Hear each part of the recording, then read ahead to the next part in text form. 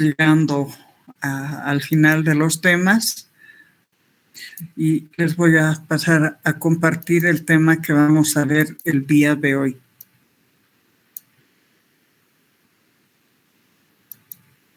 El tema es la tuición y dependencia de la seguridad social, es decir, de qué entidad, institución depende la seguridad social. Como toda entidad, institución, tiene una dependencia, la seguridad social también depende, tiene una dependencia del cual depende y al cual tiene que rendir cuentas. La Constitución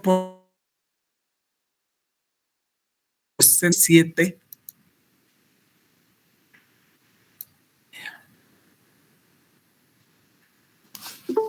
en su artículo 150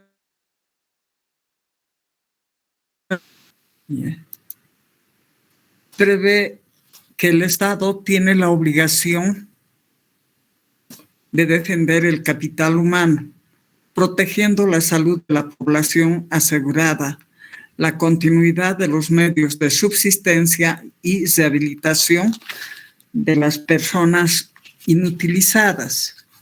También dice que propenderá asimismo al mejoramiento de las condiciones de vida del grupo familiar.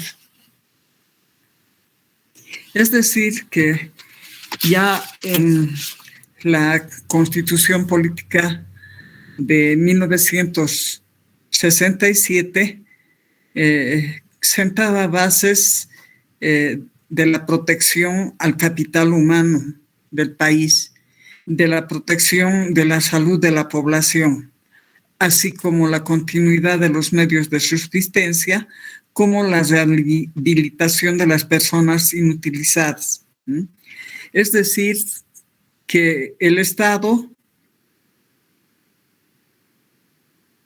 de la población, del capital humano, se hace cargo de la continuidad de los medios de subsistencia, la rehabilitación también de las personas inutilizadas, también el mejoramiento de las condiciones de vida del grupo familiar.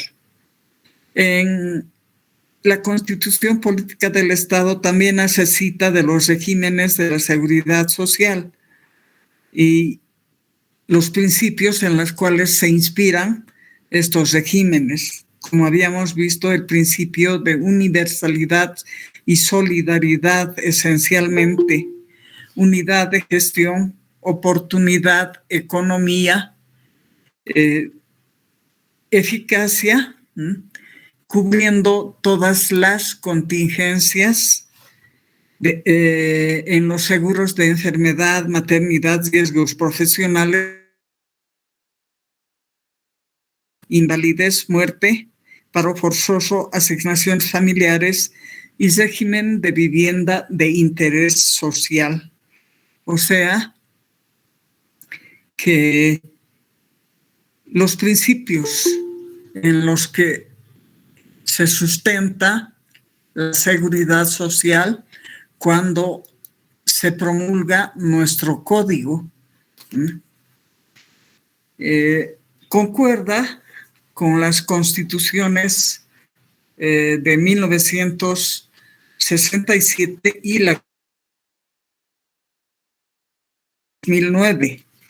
La Constitución Política, o sea, la actual Constitución Política del Estado, promulgada el 2009, en su artículo 45, parágrafo 1, establece que todas las bolivianas y los bolivianos tienen derecho a acceder a la seguridad social. Si hablamos del principio de universalidad, entonces vemos que todo el universo de los bolivianos y las bolivianas, como dice la Constitución Política del 2009, tienen el derecho de acceder a la seguridad social.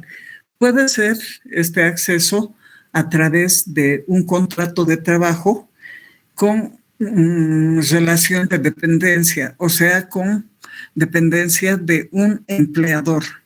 O también puede ser por la vía voluntaria. Los trabajadores cuentapropistas, o sea, por cuenta propia, pueden pedir su registro en las cajas de salud o también a largo plazo en las administradoras de fondos de pensiones. Entonces, se estaría cumpliendo en este caso el principio de llegar al universo de todas las personas para que tengan una seguridad social. Su parágrafo 2 del artículo 45 de la Constitución Política de 2009 indica que la seguridad social se presta bajo los principios de universalidad, integridad, equidad, solidaridad, unidad de gestión, economía, oportunidad, interculturalidad y eficacia. Su dirección al Estado con control y participación social. Bien. Entonces, ambas constituciones tienen o se asemejan, por lo menos cuando manifiestan que el Estado tiene la obligación de defender el capital humano y la protección de la salud, así como la continuidad de los medios de subsistencia, la rehabilitación de las personas inutilizadas y el mejoramiento de las condiciones de vida del grupo familiar. En cuanto a los principios, todos los principios que están contenidos en la Constitución de 1967 también están contenidos en la Constitución Política de 2009. Sin embargo, ya habíamos señalado los principios de la seguridad social que la actual Constitución Política del Estado incorpora los principios de interculturalidad y el principio de la equidad, o sea, el principio de la igualdad de género.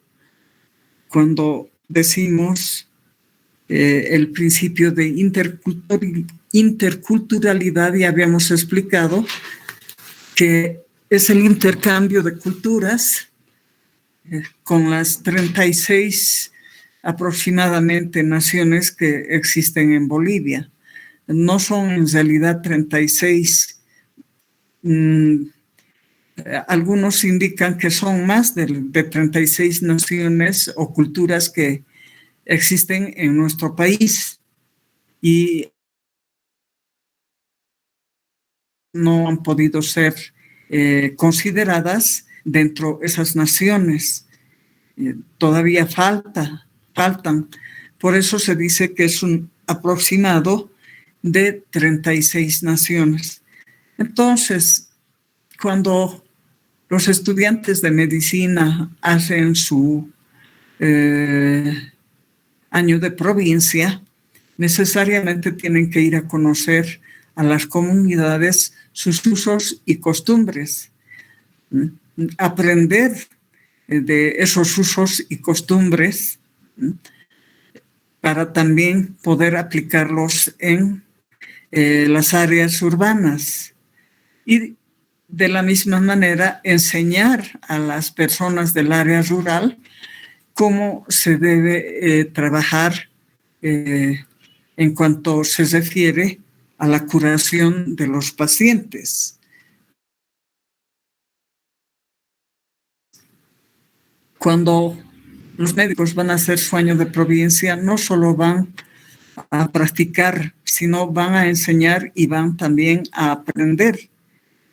Ya habíamos puesto de ejemplo cuando una partera, generalmente en las comunidades hay un partero o una partera que coopera con el advenimiento de un hijo o de una hija.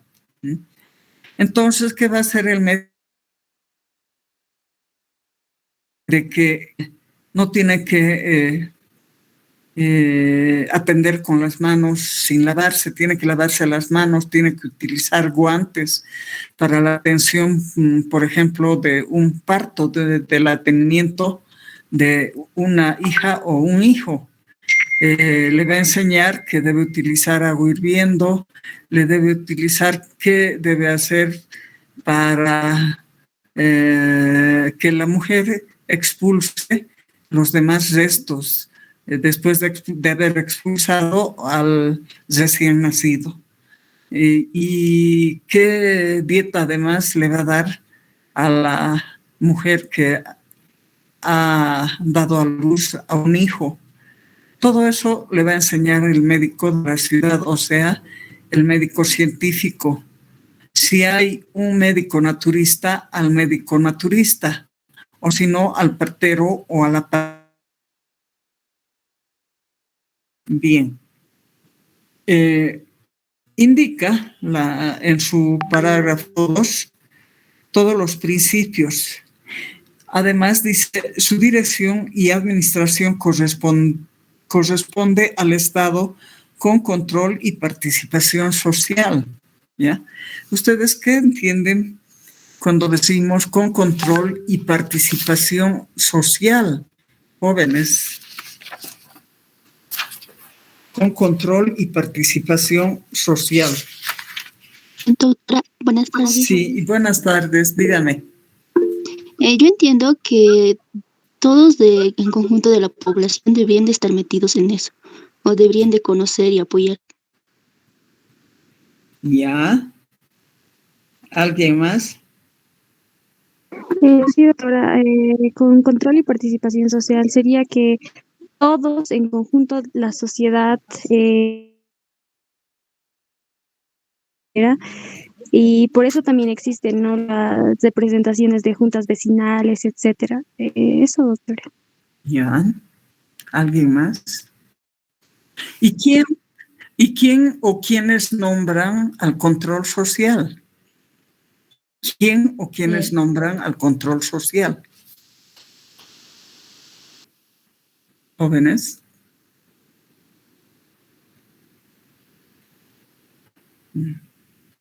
Doctora, buenas noches. Si no me equivoco, son las autoridades de las comunidades, ¿no? Las que nombran al control social según a sus usos y costumbres. Ya. Señorita Selma Escobar. Doctora, tengo entendido que la participación y ciudadanía del control social nombra, son aquellas personas que se organizan a través de manera libre y voluntaria para ejercer una participación y un control sobre la gestión pública en todos los niveles del Estado. En este caso, como estamos hablando de la seguridad social, lo que son los servicios de salud, ¿no? Tenemos, por ejemplo, el control social asegurados CRE de Tarija, que se han organizado de manera voluntaria y ejercen un control social sobre los entes gestores de salud. Ya. ¿Alguien más? Que dice en el artículo 45, ¿no? Dice la administración le corresponde al Estado, entonces sería la administrada por el gobierno, doctora, porque el Estado, no sé cómo explicar la doctora, pero en sí sería el Estado, estaría administrado por el gobierno. Ya. Y ahora vamos a ver. Señor Félix Condori. Sí, doctora, buenas tardes. Bueno, el control social está constitucionalizado, doctora. Entonces, en base a eso, por ejemplo, en cada municipio, las autoridades originarias, en este caso, nombran a un representante o personas para que hagan el control social. Este control social no simplemente es, diremos, en cuanto a la salud, sino en cuanto a la administración del municipio, ¿no? O sea, controlan a la MAI, los trabajos que se están realizando, todo eso sería con respecto al control social, doctora. Gracias. Ya, muy bien. ¿Alguien más? Doctora, Sí, señorita Yasmín Mariana. encontré un artículo que dice que son los actores de participación y control social y las usuarias y los usuarios que ejercen el control y la administración. O sea, como que ellos mismos se controlan, más o menos así, de esa forma lo entiendo, según la ley 341. Ya, ya, ¿alguien más? Entonces, cuando la Constitución Política del Estado, en su parágrafo segundo, establece su dirección y administración corresponde al Estado, con control y participación social. En realidad, el Estado es el responsable de la salud del capital humano del país. Debe proteger la salud de toda la población, también la continuidad de los medios de subsistencia y la rehabilitación de las personas inutilizadas. Asimismo, tiene que ver el mejoramiento de las condiciones de vida del grupo familiar. Entonces, cuando decimos corresponde al Estado con control y participación social, en todo lado hay control social. En todas las entidades y en todas las empresas existe el control social. ¿Qué quiere decir esto?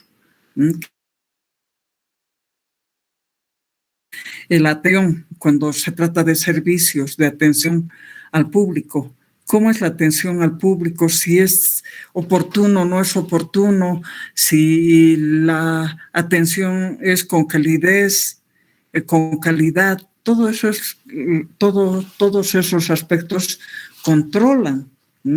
¿Y quién designa a los controles sociales? Justamente sus organizaciones, como los sindicatos, sus federaciones, confederaciones, inclusive la Central Obrera Boliviana, designa a los controles sociales para cada entidad o institución.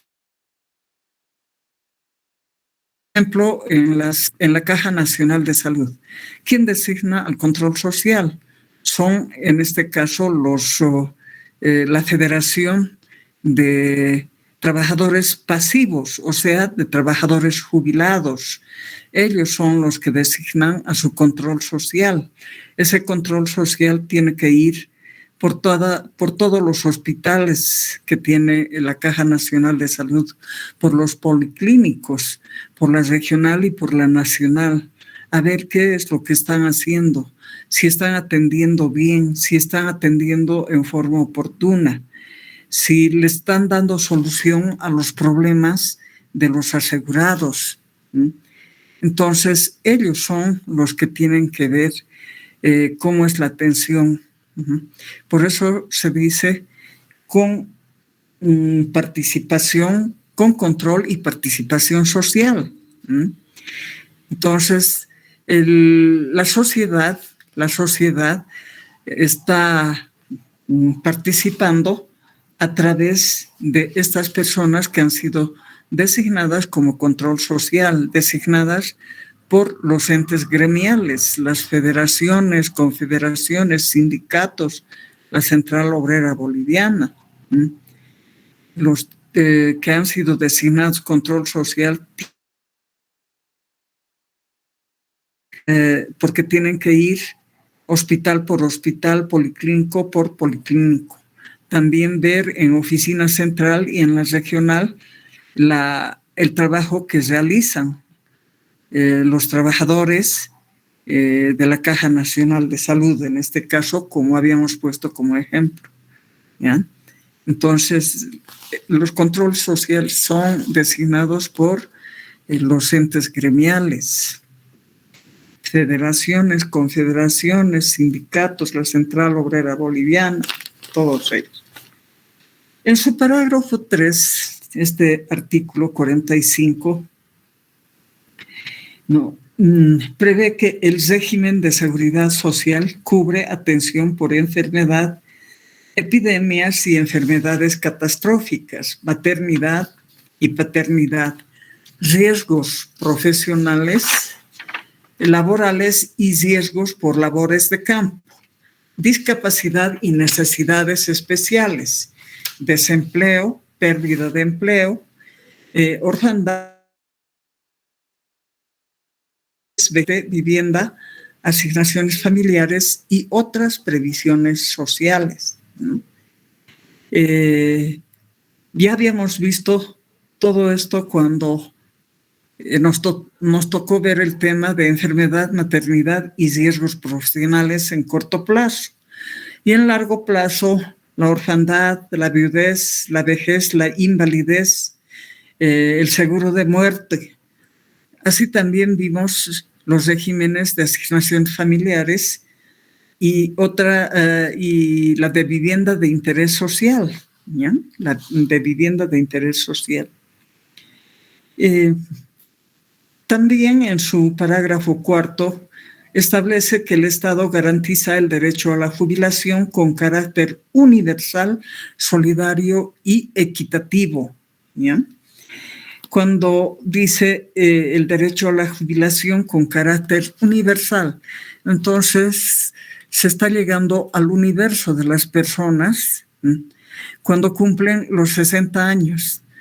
La persona que cumple 60 años ya al día siguiente tiene derecho a recibir la renta dignidad, que es considerada como el derecho a la jubilación. ¿Por qué? Porque las personas que no han aportado al sistema de seguridad social, nunca han aportado, entonces van a recibir su jubilación con carácter universal al cumplimiento de los 60 años. Indica que debe ser solidario y equitativo. Es solidario. ¿Por qué? Porque el Estado les está reconociendo una jubilación sin que hayan aportado. Cuando vimos el seguro de vejez, vimos los regímenes de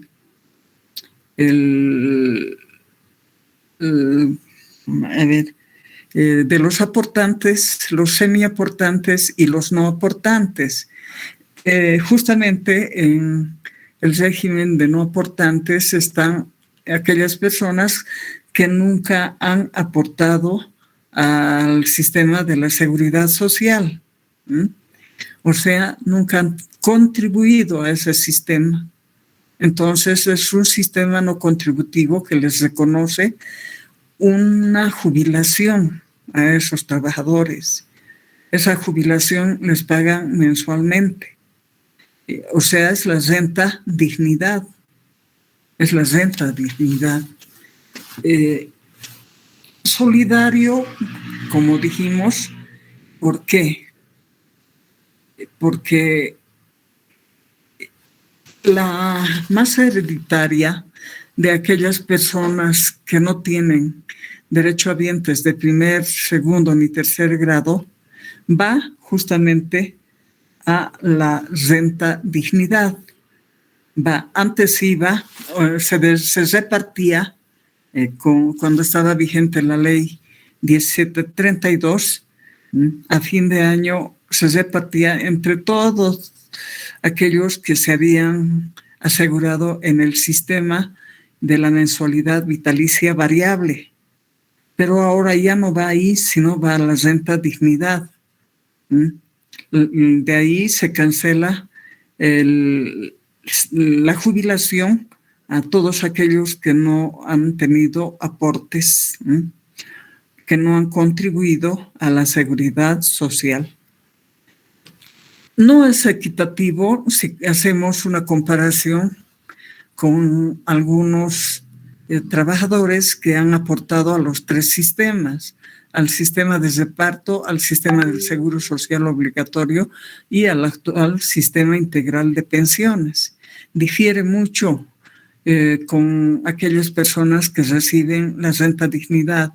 La renta dignidad es única y si el gobierno ve, puede aumentar cada año el 1 de mayo al disponer el aumento de sueldos y salarios. ¿Bien? Puede aumentarles de acuerdo a los ingresos que se tienen.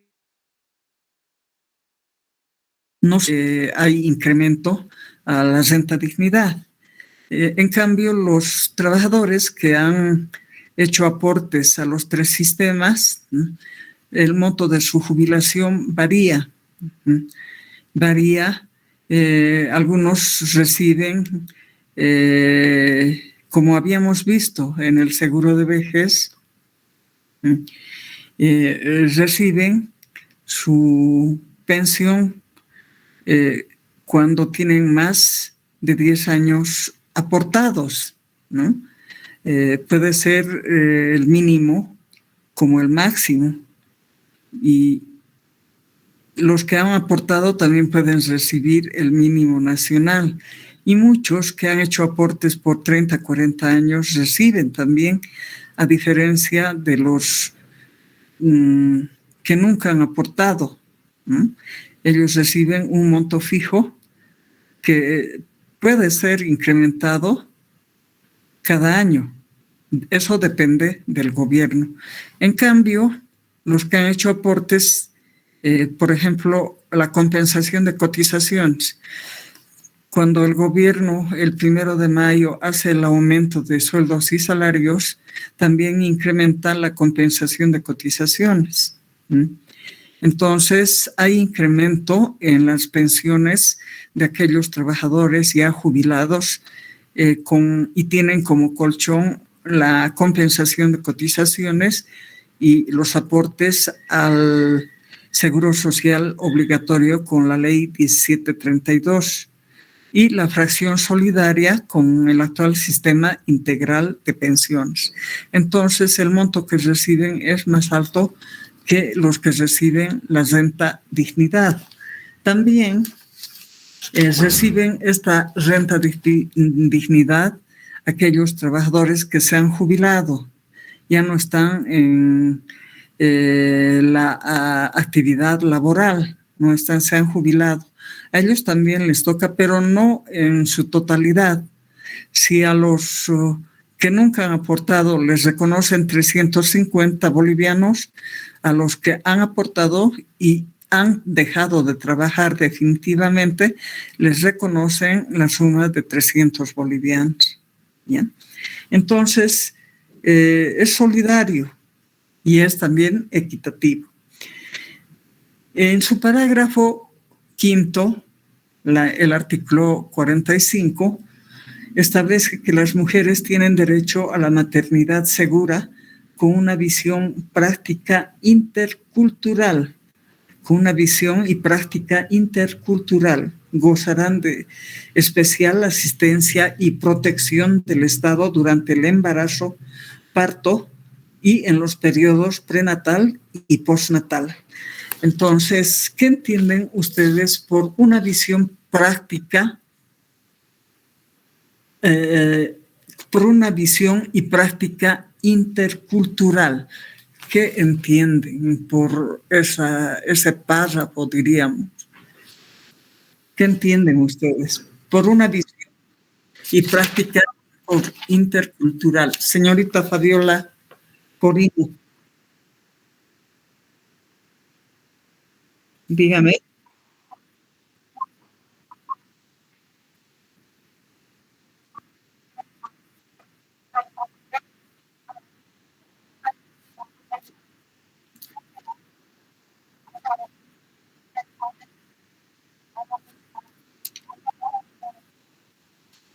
¿Ya? ¿Alguien más? Doctora, sería que se respeten las diferentes culturas, que no haya ningún tipo de discriminación o algo así. ¿Ya? ¿Alguien más? Doctora. Sí, dígame, señor Calle. Doctora, quizá podría ser más como que el Estado, más de plantearlo como simple teoría, esto lo va a llevar a la práctica. y van a intentar crear lo que es una relación intercultural a través del Estado con sus instituciones, esto coadyuvando con quizá en este caso digamos provincias, fusionando lo que son ambas prácticas, más o menos así le entendí. ¿Ya? ¿Alguien más? Doctora Ita, buenas tardes. Sí, También pues. podría ser la costumbre, que sus costumbres no se cambie, seguir con el mismo procedimiento que hacían desde más antes y que no les cambie con lo actual que es ir a los hospitales y demás cosas. Ya, está bien. ¿Alguien más? Bien. Cuando decimos con una visión y práctica intercultural, ya habíamos hablado cuando veíamos los seguros de enfermedad, maternidad y sus profesionales. En los entes gestores, la misma Constitución Política del Estado, ¿no?, habla de la interculturalidad. Establece que y se conoce la interculturalidad para el sector de salud, ¿no? Inclusive en los entes gestores de salud les han proporcionado un consultorio a esos médicos naturistas, de manera que el asegurado o la asegurada pueda ver si se va a hacer atender con el médico naturista o con el médico científico. La Constitución Política del Estado les da esa facultad a los asegurados de ver cuál de los dos médicos le va a atender, si va a ser el médico naturista o el médico científico. Muchas personas optan siempre por el médico naturista, inclusive por la partera o el partero que existe en las comunidades. Ellos no vienen a la ciudad a hacerse hacer cesárea, ¿no? Generalmente tienen a sus hijos en forma natural, sin recurrir a la cirugía. Ellos saben cómo tratar, el partero o la partera sabe cómo tratar el advenimiento de un hijo. Entonces, la mujer también puede elegir, puede decir si me va a atender mi partero o me va a atender el médico científico, ¿no? O sea, el médico que ha estudiado para ser médico. Entonces, ahí está justamente la práctica intercultural, ¿ya? Es el paciente el que va a elegir qué médico le va a atender. Muchas veces el médico naturista no sabe hacer cesárea, por ejemplo. Entonces tiene que recurrir al médico científico para que le ayude y vean cómo le van a hacer la cesárea. Generalmente cuando el bebé no está en posición, tiene que estar en posición cabeza abajo para ya proceder a salir del cuerpo de la mujer, ¿no? Y muchas veces no está en posición. Entonces el médico naturista generalmente no realiza cirugías, sino hace el advenimiento en forma natural. Pero ahí está la práctica intercultural. Se está intercambiando culturas y los médicos científicos, ¿qué le dicen al paciente? Le dan recetas de la farmacia y vas a empezar a tomar.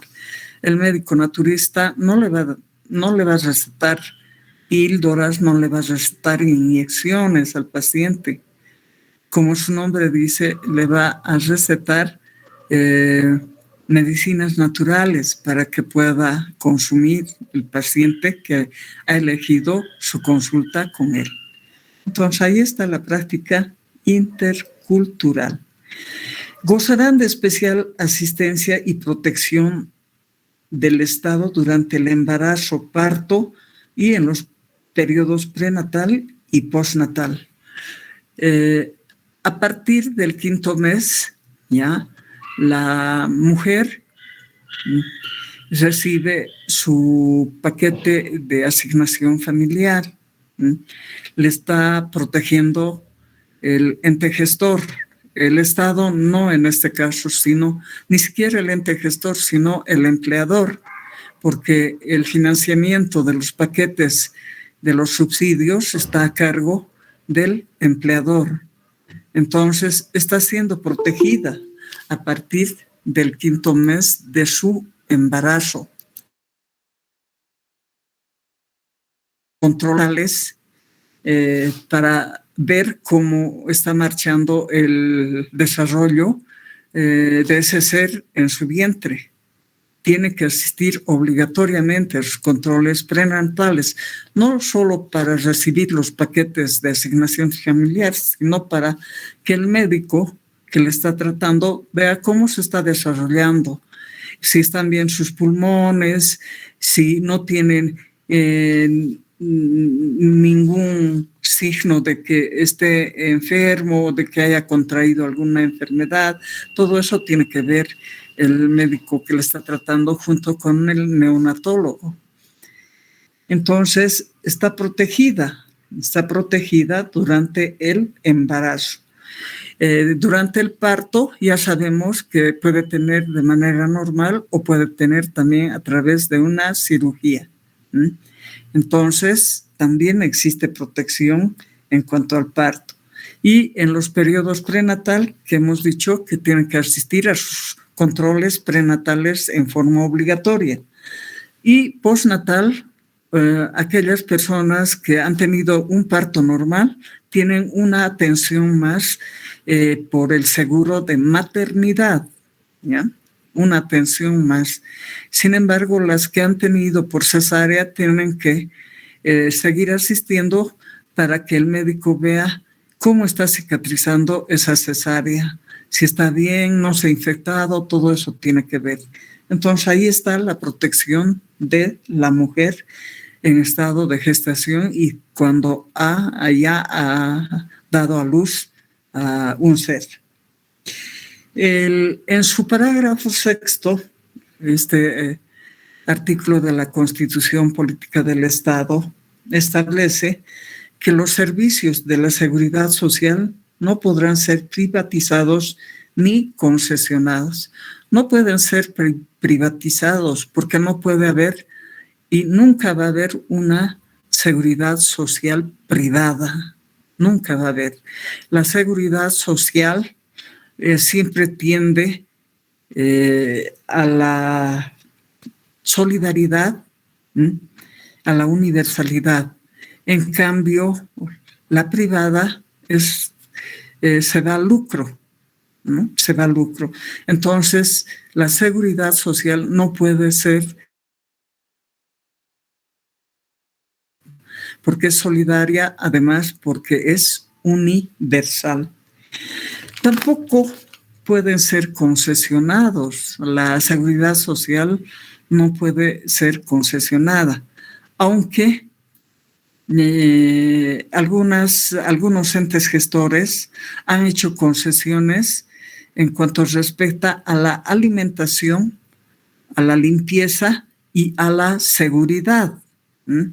Han contratado a empresas para que preparen la comida para sus asegurados, desde el desayuno hasta su sobrealimentación que les dan a las 8 de la noche. O sea, desayuno, sobrealimentación a media mañana, almuerzo a mediodía, su té a las 3 de la tarde y su cena a las 5 de la tarde y la sobrealimentación a las 8 de la noche. Ya las empresas que se han adjudicado esa concesión tienen que hacer ese servicio en los entes gestores, ¿ya? A excepción de algunos entes gestores que tienen personal que prepara la comida para los asegurados, de acuerdo a la dieta que les da el médico.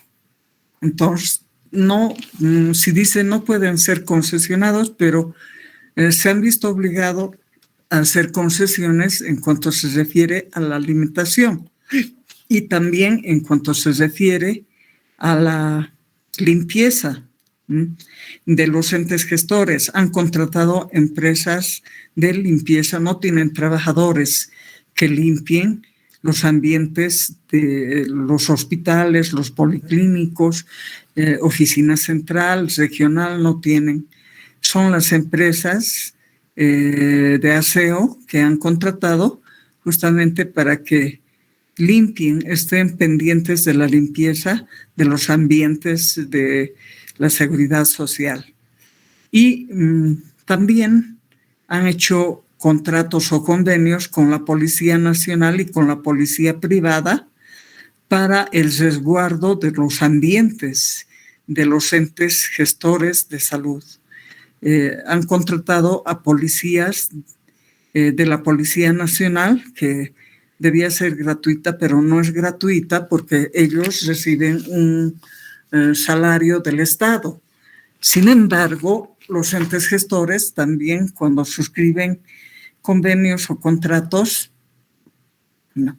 ya saben cuánto van a cancelar por los servicios que presta la Policía Nacional y también las entidades privadas que tienen seguridad para los entes gestores. Podemos ver en los bancos, por ejemplo, en los bancos, en los ministerios, en la Contraloría, en los viceministerios. Entonces, esos servicios sí han sido concesionados, pero la atención misma de la salud por médicos familiares, por médicos especialistas, no puede ser concesionados. No puede haber una seguridad social privada. ¿Por qué? Porque su mismo nombre indica es social, es solidaria, ¿no? La seguridad social no busca el lucro, no busca el lucro, sino al universo de la población del Estado boliviano. Bien. Hablando de la tuición y dependencia de la seguridad social, vamos a ver el Ministerio de Salud. El capítulo 16 del Decreto Supremo está anotado 29894 de 7 de febrero de 2009. En su artículo 90 establece las atribuciones del Ministerio de Salud. Y en su inciso B señala regular, planificar, controlar y conducir el Sistema Nacional de Salud. Es decir, que el Ministerio de Salud debe regular, planificar, controlar y conducir el sistema nacional, el sistema de todo Bolivia, de salud. Ese sistema de salud está conformada por los sectores de la seguridad social de corto plazo, la salud pública, la salud privada, con o sin fines de lucro, asimismo por la medicina tradicional. Como vemos, este artículo ya reconoce a los médicos tradicionales al manifestar que está conformada el Sistema Nacional de Salud por la medicina tradicional, los sectores de la seguridad social de corto plazo, está también la salud pública y la salud privada. O sea, el ministerio es cabeza de sector tanto de la seguridad social, de la salud pública y privada, como de la medicina tradicional, ¿ya? Consecuentemente, es el Ministerio de Salud el que guarda atención al sistema de la seguridad social. La seguridad social es parte de la salud pública. Es parte de la salud pública. Bien, con la emisión del Decreto Supremo número 20, se creó el Instituto Nacional de Seguros de Salud, o sea, el INASES, como entidad pública descentralizada, con personalidad jurídica, autonomía de gestión y patrimonio propio, bajo la tuición de la Secretaría Nacional de Salud a través de la Subsecretaría de Salud. En el Ministerio de Salud existen secretarías y subsecretarías. Sin embargo, el Instituto Nacional de Seguros de Salud, que ha sido creada como una entidad también pública, ¿no?, descentralizada, con personalidad jurídica, autonomía de gestión y patrimonio propio. Depende, en este caso, del Ministerio de Salud, ¿ya? Del Ministerio de Salud. ¿Y cuál fue el objetivo del Instituto Nacional de Seguros de Salud? ¿No? Hacer cumplir los principios de eficiencia, economía, suficiencia, oportunidad dentro del régimen de corto plazo. Además, con las facultades de implantar, controlar y fiscalizar las políticas y las normas que establece la Secretaría de Seguros de Salud a través de la Subsecretaría de Salud. El INASES ejercía tuición sobre los entes gestores, ¿no?, de los seguros de salud. ¿Y cuál era esa tuición que ejercía? Era la de supervisión, control de las actividades de las cajas, la de supervisión y control de las actividades de las cajas. También podía normar, podía emitir reglamentos para los entes gestores. Tenía esa atribución. El INASES, luego que desaparece el INASES, se crea la CINSA, o sea, la Autoridad de Supervisión. Sin embargo, esta entidad tuvo corta duración. ¿Por qué razón?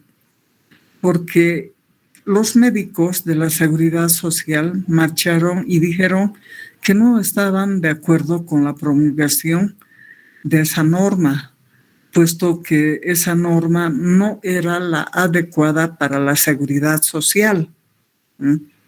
Entonces, marcharon hasta que se abrogó esa norma emitida por la cual se creó el ASINSA, ¿ya? Fueron los médicos de la Seguridad Social y también los trabajadores, los administrativos y profesionales, quienes hicieron paro para que esa norma se abrogue. Entonces, su duración ha sido prácticamente de un año nada más, y al año se llegó a abrogar esta norma. Luego de la crear la ASINSA, se crea la Autoridad de Supervisión de la Seguridad Social de corto plazo. Esta entidad es la que guarda atención sobre los entes gestores de salud a través de su Decreto Supremo de creación 3561. Tiene los mismos objetivos del ex INASES y el ex Instituto Boliviano de Seguridad Social. En realidad, el ex Instituto Boliviano de Seguridad Social se ha creado casi juntamente cuando nuestro Código de Seguridad Social ha sido promulgada. ¿Y cuál ha sido el objetivo para la creación del ex Instituto Boliviano de la Seguridad Social? Guardar tuición de todos los entes gestores. En aquel entonces, los entes gestores administraban tanto corto como largo plazo. Entonces, el ex Instituto Boliviano de la Seguridad Social ejercía supervisión y control de las actividades de estos entes gestores que administraban corto y largo plazo. También emitía normas cuando había lagunas en nuestro Código de Seguridad Social. El ex Instituto Boliviano de Seguridad Social procedía a la aclaración de esas lagunas que existía dentro del Código de Seguridad Social, su decreto supremo reglamentario y las normas conexas, ¿ya? Luego se crea, como habíamos dicho, la Autoridad de Supervisión de la Seguridad Social, que está en actual vigencia, ¿ya? ¿Cuál es la labor o el objetivo, el fin de la ASUS? La supervisión, control de las actividades de las cajas de salud. También está administrando el régimen de asignaciones familiares, ¿no? Teóricamente, porque financieramente sabemos que quien financia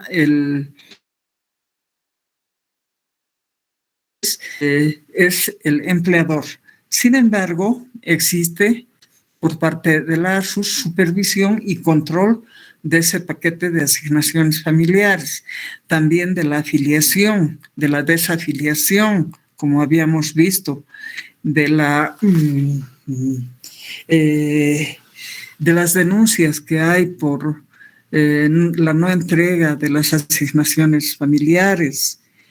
De todo ello se encarga la Autoridad de Supervisión de la Seguridad Social de corto plazo. Sus oficinas están en la 6 de agosto en el edificio Las Dos Torres.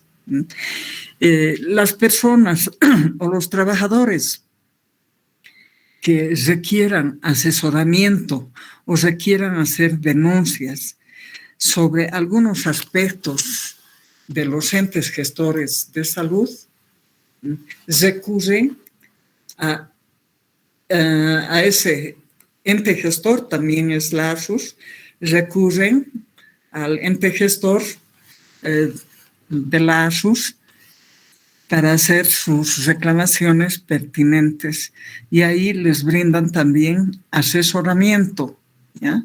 Asesoramiento sobre la atención de salud, sobre asignaciones familiares, ¿ya? Entonces, actualmente está en vigencia la Autoridad de Supervisión de la Seguridad Social de corto plazo. ¿Y quién financia a esta entidad? En realidad, al ex-IPS, al INASES, a la CINSA y a la Autoridad de Supervisión de la Seguridad Social de corto plazo, la ASUS, el financiamiento está a cargo de los entes gestores de salud para el funcionamiento de esas entidades y de la actual ASUS. Hasta donde estaba vigente el INASES, el aporte era del 1% de la planilla total de los entes gestores, ¿ya? El 1% les era transferido para el funcionamiento del ex-IPS del ex INASES, de la ex ASINSA y de la actual Autoridad de Supervisión de la Seguridad Social de corto plazo. ¿No? Cuando ya el ex INASES estaba para desaparecer, a instancias de la Caja Nacional de Salud, se logró rebajar el financiamiento del 1% al 0,5%. ¿Ya? Decían que el 1% era mucho. Y además de que el Estado, como Estado, además creador de esa entidad, para su funcionamiento. Entonces fue la Caja Nacional de Salud la que hizo que el aporte del 1% se rebaje al 0,5%. Actualmente el aporte de los entes gestores es del 0,5%, ¿ya? Para la Autoridad de Supervisión de la Seguridad Social de corto plazo, con los que mantiene su estructura organizacional, ¿ya? Con esos ingresos. Las personas protegidas son esencialmente los asegurados y su grupo familiar. Sin embargo, la cobertura a la población, da cobertura a la población en general. Cuando necesitan información, van a la ASUS y la ASUS está en la obligación de dar información a todo el público en general, no solo a los asegurados,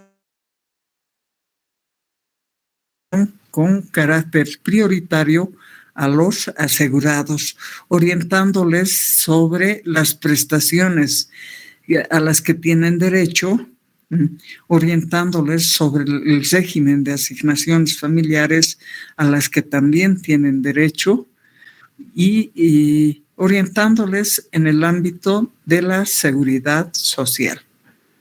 Muy bien, jóvenes estudiantes, hemos concluido con un tema más de la materia. Casi al final de concluir con todos los temas y entrar a dar nuestro examen final, para lo que les pido vayan preparándose. Y voy a estar ahora atenta a sus preguntas, a sus dudas que quieran hacer sobre el tema.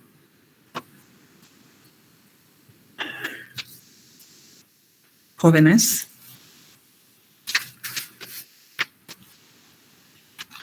No tienen dudas, no tienen preguntas.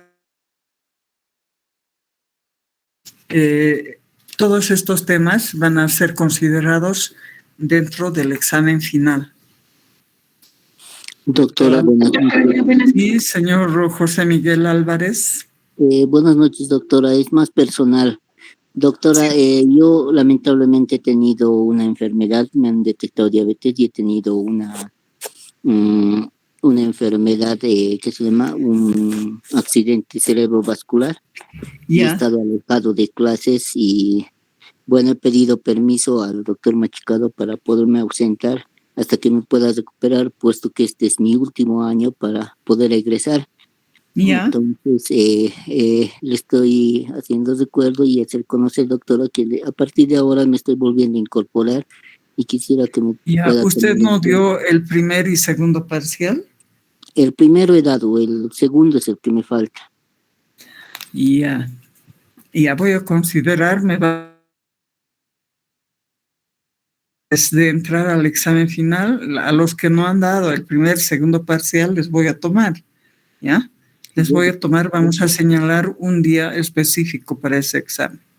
¿Ya? Está bien, doctora, le agradezco su comprensión. Ya. ¿Alguna otra pregunta, jóvenes? Doctora. Sí, señor Condori, dígame. Usted ha hablado de control social. Mi pregunta es de que tienen algunas respuestas. ¿No hagan su trabajo de manera eficiente? Claro, el incumplimiento de deberes está considerado en nuestro Código Penal. ¿no? El incumplimiento de deberes pueden ser sometidos a proceso penal, no solamente a proceso interno administrativo, sino a proceso penal, porque ellos, al asumir como controles sociales, están asumiendo una responsabilidad, sino para con la sociedad. Ellos tienen que informar a través de sus entes gremiales a la sociedad, ¿no? De cómo o de cuántas supervisiones han hecho, a qué hospitales, a qué policlínicos han hecho. Generalmente esta información sale a fin de año en el informe de las estadísticas de los entes gestores. Toda la información, cuánto han controlado, qué problemas ha habido, quiénes han sido los asegurados que se han quejado, quiénes han sido los asegurados que han pedido, ¿no? Apoyo al control social, ¿ya? O sea, tienen también responsabilidad. Todos los servidores públicos y los trabajadores que están tutelados por la Ley General del Trabajadores que están tutelados por la Ley General del Trabajo, en su artículo 16 de la Ley General del Trabajo y 9 de su decreto reglamentario, y los servidores o funcionarios públicos por el Estatuto del Funcionario Público. ¿Ya? ¿Alguna otra pregunta, jóvenes? Gracias, doctor. No hay. Muy bien, voy a pasar entonces la lista. Alanoca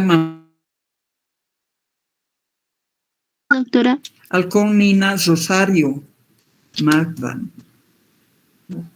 Aliaga Rivera José Luis. Álvarez Sandoval José Miguel está presente. Presente, doctora. Aquí se Machicado Gabriela, está también presente la señorita, ¿no? Sí, ¿Ya? presente. Ávila Gamarra Ronaldani. Presente, doctor. Ya. Calle Ortega Wilken Roche, está también presente el señor. Sí, Presente, doctora. Ya. Cuariti Condori Alfredo. Presente, doctora. Muy bien. Condori Chura Félix. Presente, doctora. Bien. Corina Chambi Erika Fabiola está presente, ¿no? Bien. Daza Velázquez Julio César. Presente. María